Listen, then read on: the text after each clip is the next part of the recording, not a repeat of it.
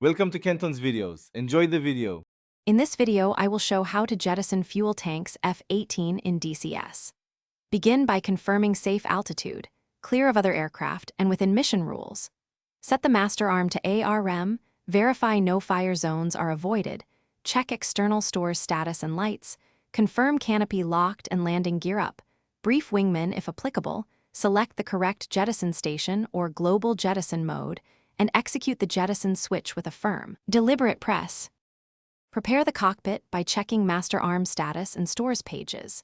Set master arm to ARM and review the stores page to confirm station numbers and fuel tank types.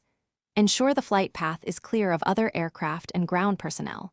Select an altitude and heading that avoids populated areas.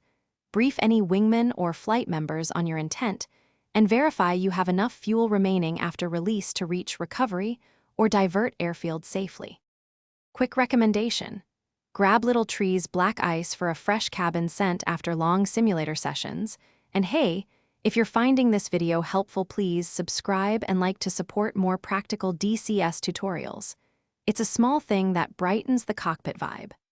Check the description for the link and additional deals if you want one.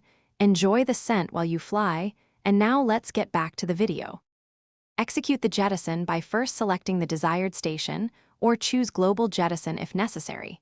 Then confirm master arm remains armed and the selected release mode is correct. Press and hold the external stores jettison switch or your programmed HOTA's release. Observe the store's indicator lights and external model to ensure clean separation. Monitor fuel state immediately. Adjust trim and thrust to compensate for changed weight and balance, and brief recovery or divert as needed after release. Thanks for watching. Consider subscribing if we helped you.